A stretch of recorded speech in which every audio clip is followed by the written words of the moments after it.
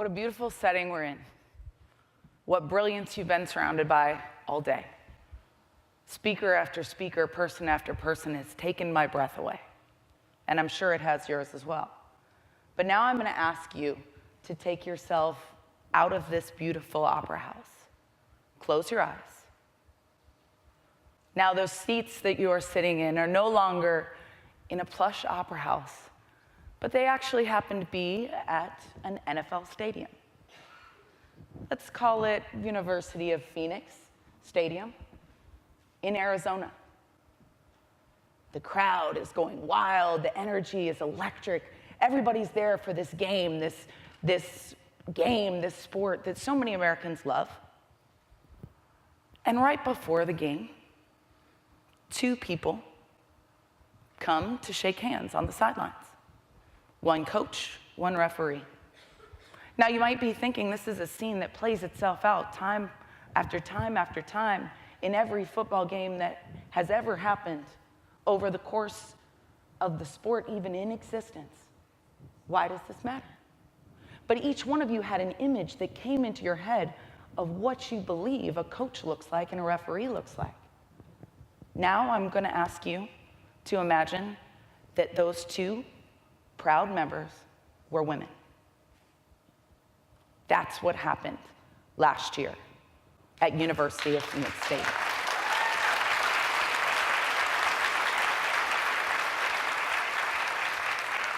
And now I'll have you look just a little bit at what it looks like. If they give you the video. Otherwise, it's just me. Because I still do look like this. Ah, there we go. Oh, I like the little robot. Kind of looks like a tough one, though. She may not like that. On August 15th, 2015, Dr. Jen Welter made NFL history at University of Phoenix Stadium.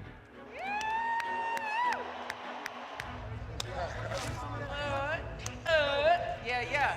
The NFL has been the sport I loved, but larger than life. So to actually be walking out on the field and a part of the coaching staff and to be able to have coached these guys, I mean, it was so big and yet so normal. It was beyond measure because it was like, you're not just doing it, but you belong here.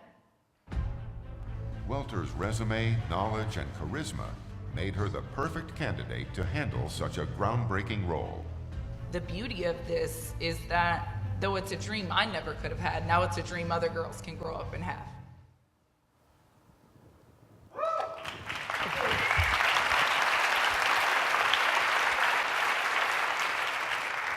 One of the things that struck me about that situation, to the very core of my being, was the thing everybody would say is, oh my gosh, you're living the dream, you're coaching in the NFL.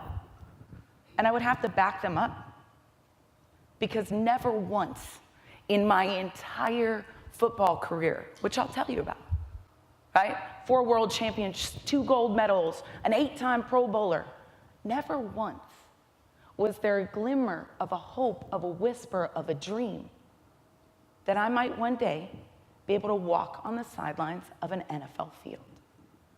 It was not a dream I was ever permitted to have because there was nobody I could look at and say, I want to walk a mile in her shoes or play it down in her cleats, right? But now, once it's been done, it can't be undone. It's a new normal. Any little girl can look at the field and say, hey, that's where I want to be. And she can grow up with a dream and a belief and a hope and a path that I certainly did not have the foreshadow of seeing for myself. I can promise you that. I like to say that God has a great sense of humor, right?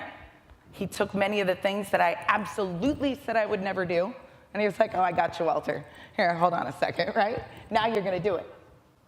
But I also say that maybe he kept me humble and hungry because if I would have looked up too high, I might have been blinded by the stadium lights and forgotten the work that I needed to do every single day. It's funny that we were here with IMG Academy and he talks about tennis. The intro is more relevant than even he knows. My first sport was not football. That wasn't a girl sport. My first love was tennis. I wanted to be Jennifer Capriati. I grew up here in Florida. She was a legend to me. And I was ranked in the state of Florida. I was a great tennis player. I was tiny, but relentless, right? Some things never change, right? I topped out at 5'2", but I had a coach who told me because of my size and my build, I would never be strong enough to play pro tennis. As a kid, I didn't have that strength or that fortitude to say that I could dream past the limitations that were set for me. So eventually, tennis just kind of faded out and other things faded in, right? As most of us have had at some moment, some dream, some limitation was set, and some barrier was there that you didn't think you could break. But what that comment did that day for me was show me that I would never have somebody ever tell me I wouldn't be strong enough again. So I became this little kid, the one girl who was in the gym lifting weights. I didn't know why. I played lots of sports. I fell in love with team sports. Had a moment, right? I was a great soccer player, had a chance to go to college on it, chose business school instead. Went to Boston College. I had this love of football my whole life, but remember, I never had a chance to play. Girls didn't play football. But I got to college and I found this sport called rugby.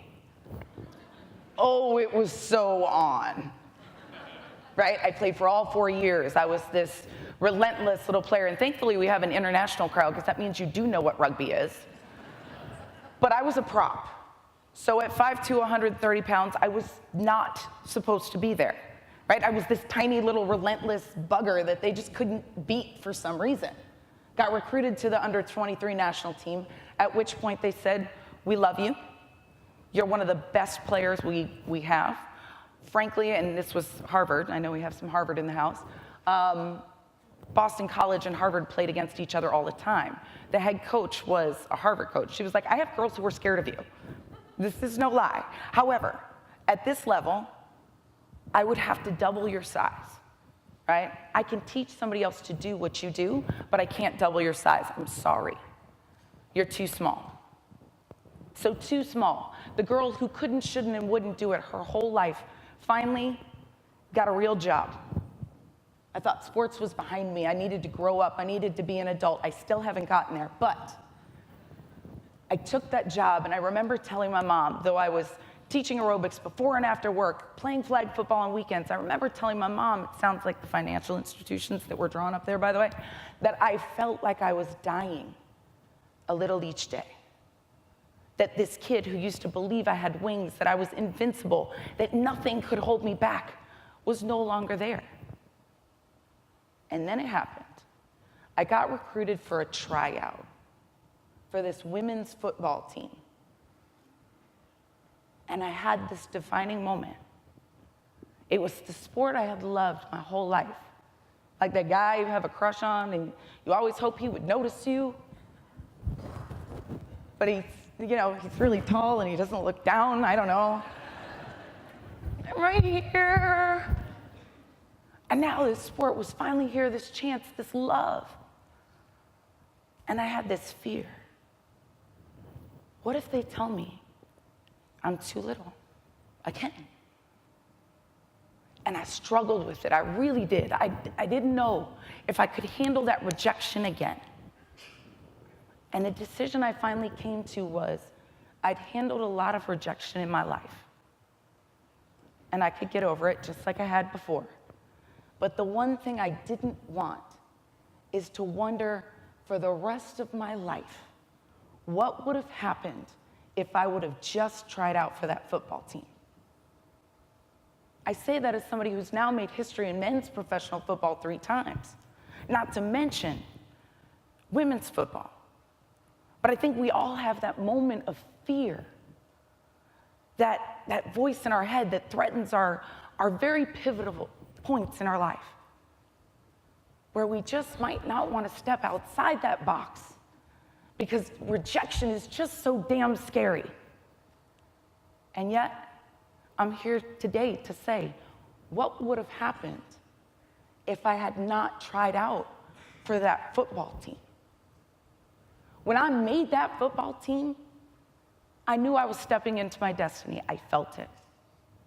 I gave up everything else, and I decided that I was going to be a professional football player. Now, unfortunately, that was a little before my time because I still remember the first check I ever made for playing football as a woman. It was 2005. It was after my 4th season playing football. We went undefeated, won the Super Bowl. We were having our postseason party. We got Super Bowl rings and a check for $12.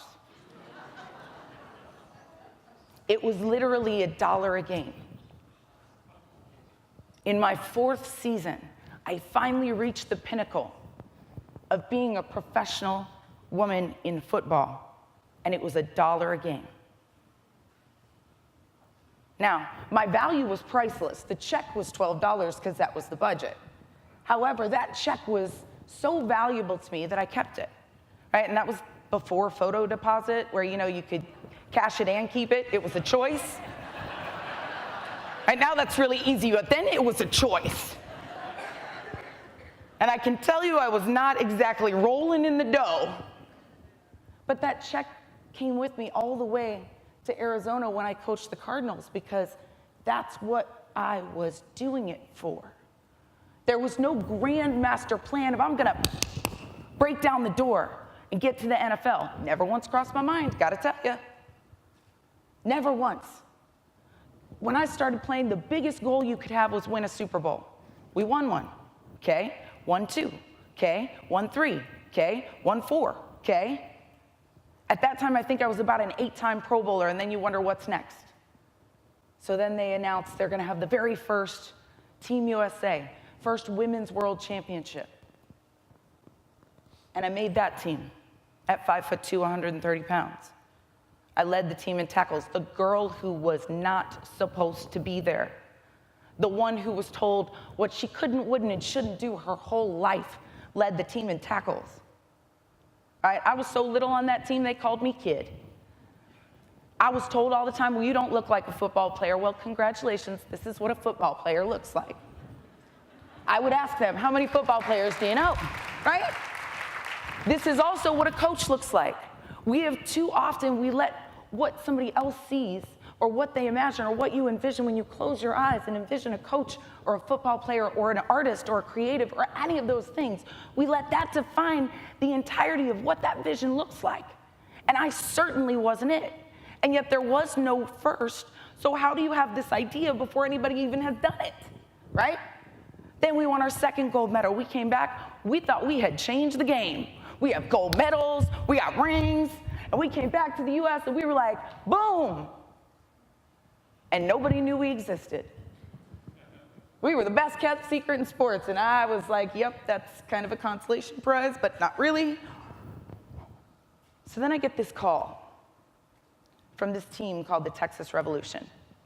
It's an indoor football team, and I'm like, why do they want to meet with me? But okay, I'll take the meeting, right? Curiosity. So I take this meeting, and I wear really tall shoes. I wanted to be big that day. These are my cheat Nikes, by the way. I have about an extra 1.5 inches. Trying to hit that 5'4" mark. I've been striving for it my whole life, haven't made it yet. And so I go into this meeting, and I sit at this desk with the president here and the head coach here. Now, the head coach is clearly not wanting to be in this meeting because I'm right there, and he is drawing in a non-existent playbook. Don't make eye contact. It was like it was this cardinal rule, right? And this guy is sitting across the table from me, and he's trying to sell me something. Jen Welter, we think it's so great that you're here with the Texas Revolution, and we really want to do something with you. We think it'd be great for the media. Why don't you come out to a day of training camp with our guys? And I was like, you mean like run some ladders with your guys for the cameras? And yeah. And he was like, yeah. And I was like, absolutely not. That's an insult to every guy on your team, and it's an insult to me as an athlete. If I was any one of your guys on your team, I would absolutely hate it. If you want to do anything with me on your football team, I either do everything that they do, step for step, hit for hit, for all of training camp, or I do nothing at all.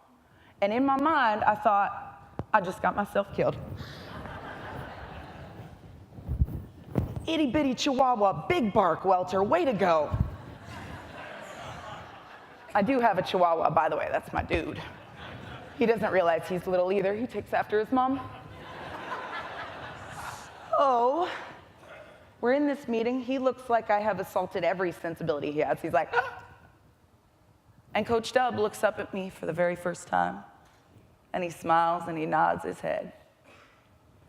Tommy says, do you think it would be too much of a distraction if she went through all the training camp? Coach Dub says, with an attitude like that? Hell no. She'd be the best thing for these football teams. She'd give these boys a kick in the ass. And then he looks at me. He's like, every drill. Yes, coach. Hit for hit. Yes, coach. If you sidestep one drill, I swear I'm going to cut you. Yes, coach. If one guy sidesteps you, I swear I'm going to cut him. Yes, coach. And I'm going to tell him about it. Yes, coach. I don't think you're going to make it. I don't know either, coach. And one more thing. You can't play running back for me, or you can't play linebacker for me. You're too light in the ass. You're going to have to play running back.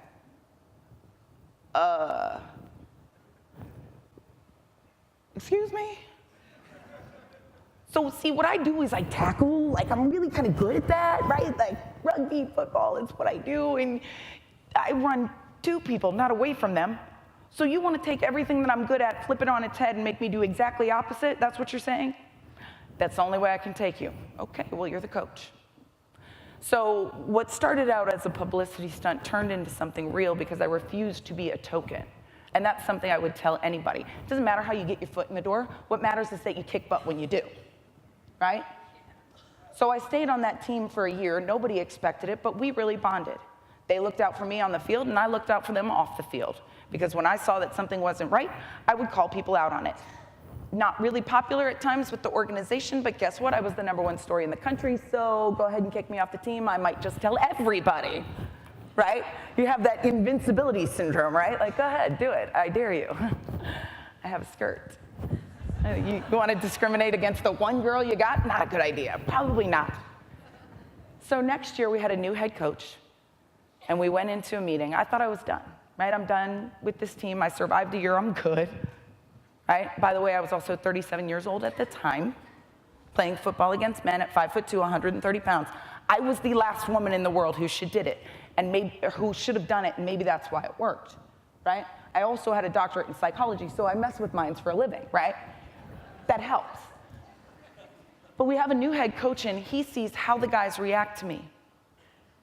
And he goes, who is this girl that all my guys love? Coach, that's your running back. Excuse me? He told me later, he said, Welter, I knew everything about you. I had read everything. But what I never thought is that those guys would love you like they did. That's what caught his attention. He eventually said, you have to coach my football team. I said, no, you're crazy. He said, not a lot of guys are going to give you this opportunity. You're taking this damn job. I said no. He told the team I was taking the job and proceeded to call me about it afterwards. And said, now you can't quit, because then everybody will say we had a girl once, but she quit. So I was in. That's how I got into coaching men's professional football.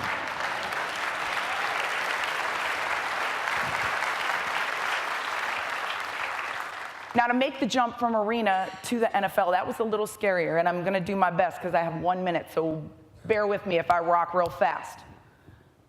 At an NFL owners meeting, they announced Sarah Thomas as the first female full-time ref in the NFL. And someone asks Bruce Arians, could you ever see a female coaching in the NFL? He said, the moment she can make guys better, she'll be hired. I talked to my head coach about it. He said, well, we should call Bruce. Now, mind you, this is larger than life to me, right? The NFL is that zone you don't cross. And I looked at him like he was crazy. And then I got home and I thought, I wonder if I can get his number. So that day, you know, being a female athlete, full-time hustle. You gotta have like 47 jobs. I think that's why that was my number. On that day, I was not an assistant coach, I was an assistant. I called the Cardinals on behalf of myself as if I wasn't myself. And I told this story about this female who was already coaching in men's professional football, and I was calling on behalf of the head coach of the Texas Revolution, and he needed to take this call. So he said, well, we're getting ready for the draft, and I think we're a little bit busy. But, you know, I think Bruce would want to take this call, so I'm going to give him the message. I thought I got blown off. A few weeks later, I walk into practice, and Devin Wyman looks at me and smiles, and he said, you will never guess who called me yesterday. And I talked to him for about an hour, Bruce Arians, and he said, tell me about this girl. Thank you guys so very much.